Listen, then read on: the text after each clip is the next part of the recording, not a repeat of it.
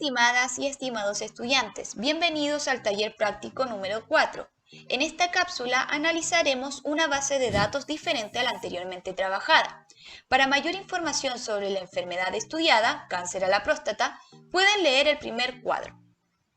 Con respecto al contexto de la base de datos, tenemos la siguiente información.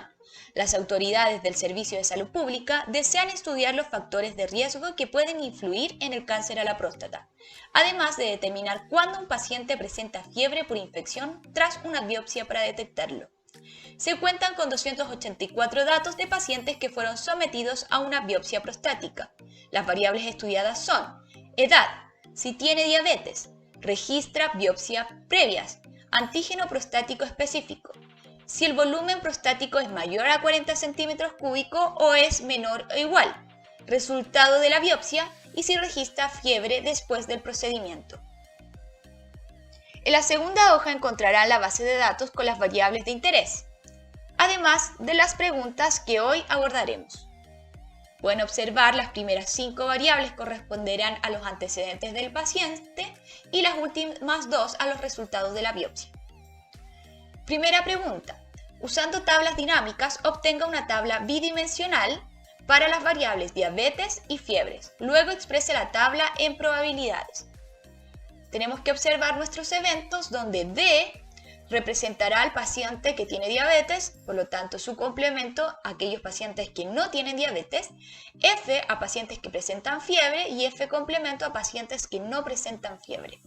Para poder construir la tabla bidimensional necesitamos nuevamente una tabla dinámica. Seleccionamos desde la segunda columna, la segunda fila, toda nuestra base de datos y nos dirigimos a insertar tabla dinámica. Acá las áreas que hay que tener en consideración son las filas y las columnas. Seleccionamos diabetes en filas, fiebre en columnas y cualquiera de las dos variables en valores. Observamos que los valores no generan el conteo, necesitamos una tabla de probabilidades. Cambiamos el recuento por mostrar valores como porcentaje total del general y modificamos el formato de número a número. Podemos agregar decimales, por ejemplo a 3 decimales y aceptamos. Tenemos nuestra tabla bidimensional o de contingencia. Copiamos nuestra tabla y podemos pegarla.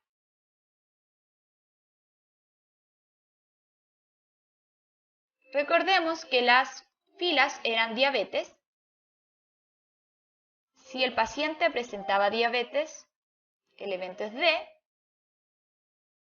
Si no lo presenta, D complemento. Si presenta fiebre es F. Y si no la presente, F complemento.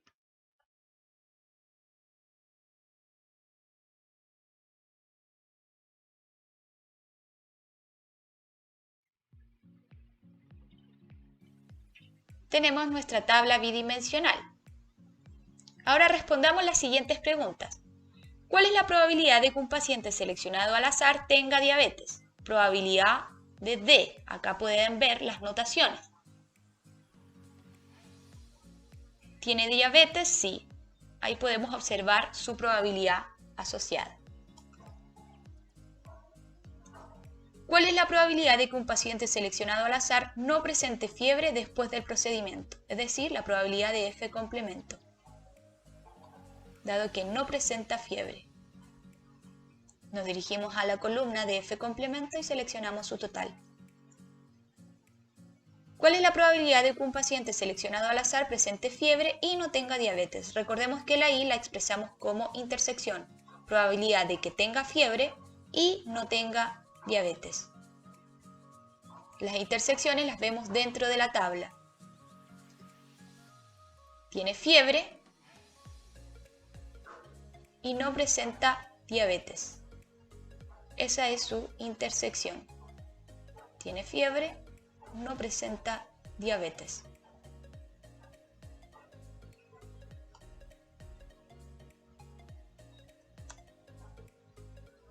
¿Cuál es la probabilidad de que un paciente seleccionado al azar presente fiebre o no tenga diabetes? La O lo asociamos a una unión.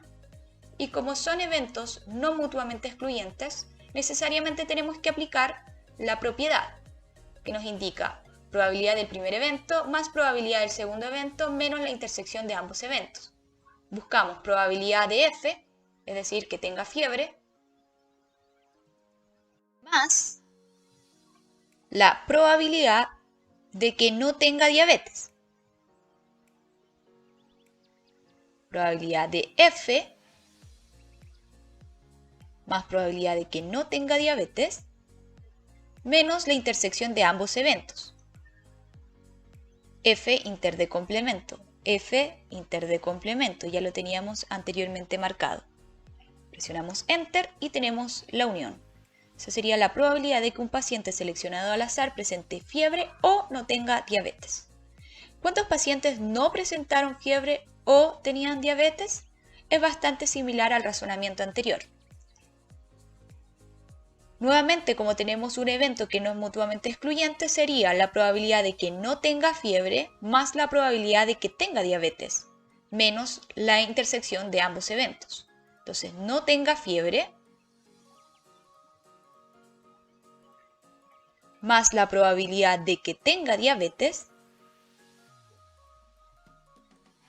menos la intersección de ambos eventos, es decir, no tenga fiebre y tenga diabetes. Presionamos Enter y tenemos la probabilidad asociada a los pacientes que no presentaron fiebre o tenían diabetes. Sin embargo, nos preguntan cuántos pacientes no habían presentado estos eventos. Por lo tanto, sería la multiplicación de esta probabilidad por el número de pacientes que tenemos. En este caso, en la situación, ustedes pueden observar el N, que son 284.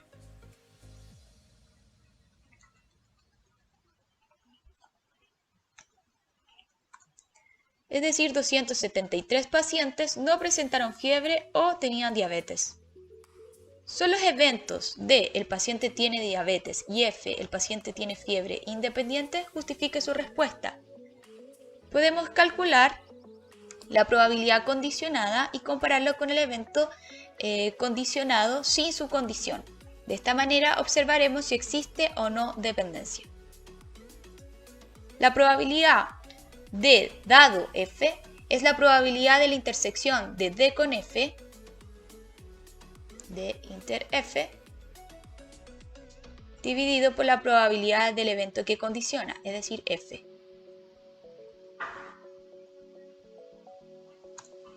Y la probabilidad de D, es decir, tenga diabetes, es simplemente 0,102. Existe una diferencia, por lo tanto, ya en el primer caso podríamos indicar que son eventos dependientes. Para el segundo caso, en este caso sería la misma intersección y F inter D, pero ahora dividido por el evento que condiciona, que será tiene diabetes.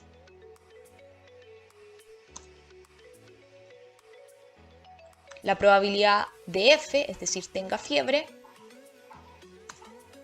notamos que también existe una diferencia. Por lo tanto, como existe una diferencia en las probabilidades, se puede concluir que existe dependencia entre los eventos D y F.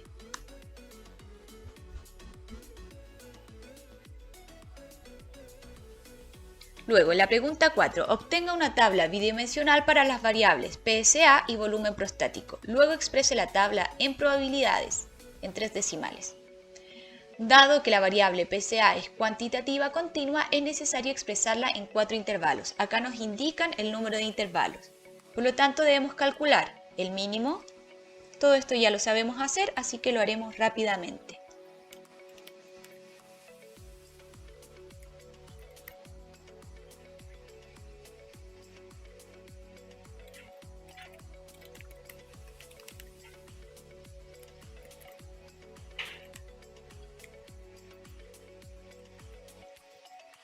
Nuestra amplitud es 24,85. Ahora debemos crear nuestra tabla bidimensional con volumen prostático y PCA.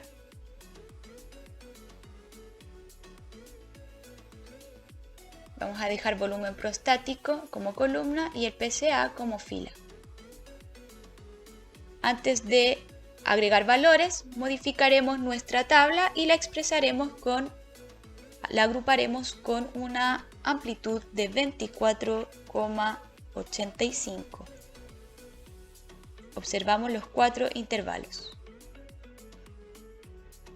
Seleccionamos cualquiera de las variables en valores, vemos un conteo, 284 datos, y transformamos la tabla, en una tabla de probabilidades con 3 decimales. Copiamos nuestra tabla.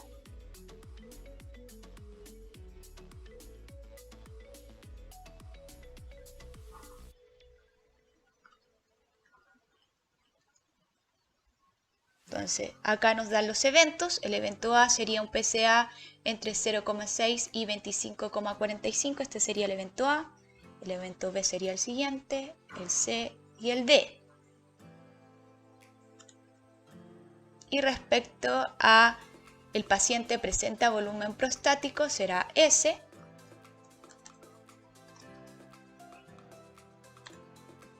Y N para los que no presentan un volumen prostático mayor a 40 centímetros cúbicos.